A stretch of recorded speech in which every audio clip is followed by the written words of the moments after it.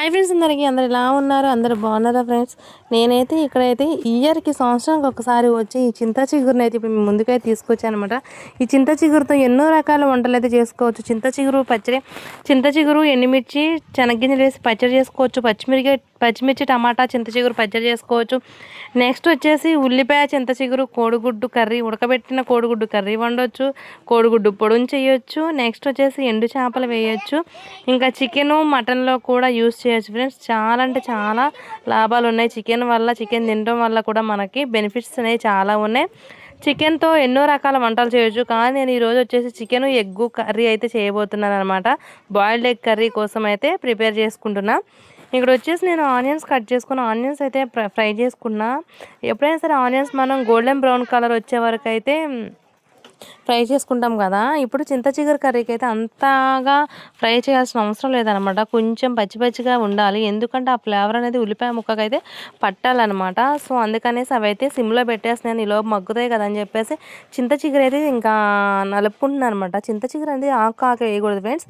ఇలా చిన్న చిన్నగా పొడిలాగా చేసుకోవాలన్నమాట. రెండు చేతులు పెట్టి ఇలా ప్రెస్ చేస్తే అది పొడిగా అవుతుంది అనమాట. ఇంకా అట్లా చేసుకుని చింత చిగురు ఈనెలు అవి ఏమీ లేకుండా శుభ్రంగా పెద్ద పెద్ద ఈనెలు ఉంటాయి కదా, ఆకు మధ్యలో ఈనెలు, అలాంటి ఈనెలను కూడా తీసేసి ఇంకా అదంతా మొత్తం పొడిలాగా చేసుకోవాలన్నమాట. ఇప్పుడు నేను అదే ప్రాసెస్ అయితే చేస్తున్నాను చూడండి. ఎవరికన్నా తెలియకపోతే ఈ టిప్ అయితే ఫాలో అవ్వండి. చింత చిగురు పులుపు అనేది కర్రీకి అయితే సూపర్గా అయితే పడుతుంది. ఆకులాగా వేస్తే అయితే మాత్రం పట్టదు. ఇలా చేస్తే ఇంకా పుల్లదనం అనేది వస్తుంది ఫ్రెండ్స్. నెక్స్ట్ ఆనియన్స్ అయితే మగ్గాయి. ఇంకా అందులో ఉప్పు, పసుపు, కారం, మసాలా పొడి, అల్లం వెల్లుల్లి పేస్ట్ అయితే వేసేసి ఇంకా తిప్పేస్తున్నాను అనమాట. అలా తిప్పిన తర్వాత అందులో కొంచెం వాటర్ వేసుకొని అది కొంచెం కుక్ అవనివ్వాలి. ఉల్లిపాయలల్లో అల్లం వెల్లుల్లి పేస్ట్, ఉప్పు, కారం, పసుపు అనేది మంచిగా పట్టాలన్నమాట.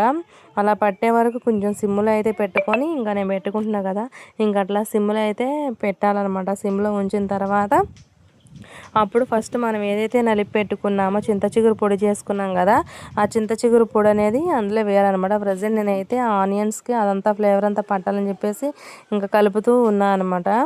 ఇంకా అలానే కొంచెం వాటర్ అయితే యాడ్ చేసుకున్న తర్వాత ఇప్పుడు ఆ వాటర్ యాడ్ చేసుకుంటున్నా కదా, ఇలా వాటర్ యాడ్ చేసుకున్న తర్వాత ఆ వాటర్ కూడా కొంచెం బాయిల్ అవ్వాలి. వాటర్లో ఆ ఉల్లిపాయ అనేది కొంచెం మగ్గాలన్నమాట. మగ్గిన తర్వాత అప్పుడు చింత చిగురు వేయాలి. ఇంక ఇప్పుడైతే వాటర్ వేసిన తర్వాత కొంచెం తిప్పుకుంటున్నాం. ఇంకా నెక్స్ట్ వచ్చేసి ఆ పొడి చేసుకున్న చింత చిగురు అయితే తీసుకొచ్చి ఇంకా ఇప్పుడు ఇందులో అయితే వేసేస్తాను. వేసేసిన తర్వాత ఇంకా వేసాను కదా, వేసిన తర్వాత గ్యాస్ అయితే మాడిపోతుంది. గ్యాస్ అయితే సిమ్లో పెట్టుకొని మొత్తం అయితే తిప్పుకోవాలి. అవసరం అనుకుంటే ఇంకొంచెం వాటర్ అయితే ఇంకా యాడ్ చేసుకోవచ్చు అనమాట. కొంచెం వాటర్ అనేది యాడ్ చేసుకొని ఇంకా కాసేపు అయితే బాయిల్ చేసుకోవాలి. ఎందుకంటే ఆ పచ్చి వాసన, చింత చిగురు పచ్చి వాసన అనేది మొత్తం పోవాలి. నెక్స్ట్ ఆ పులుపుదనం అనేది ఆ ఉల్లిపాయ ముక్కలు ఉంటాయి కదా, కొంచెమే అంటే ఎక్కువగా ఫ్రై చేసుకోవాలి కదా, అలా ఉంటాయి. వాటికి అంతటికి అనమాట పట్టాలి.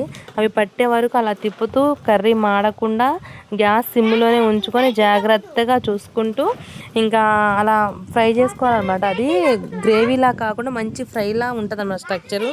చాలా అంటే చాలా టేస్ట్ ఉంటుంది. నెక్స్ట్ వచ్చేసి నేను ఫస్ట్గా ఎగ్స్ అనేది బాయిల్ చేసుకున్నా. 7 ఎగ్స్ బాయిల్ చేసుకొని ఇంకా పీల్ అవుట్ చేసేసుకొని ఇంకా పెట్టుకున్నాను అనమాట. ఇంకా అవన్నీ ఇంకా ఆ కర్రీలో అయితే వేసేసాను. వేసిన తర్వాత ఇవి చాలాసేపు అనేది ఇంకా అట్లా చింత చిగురులో కుక్ అవ్వాలి.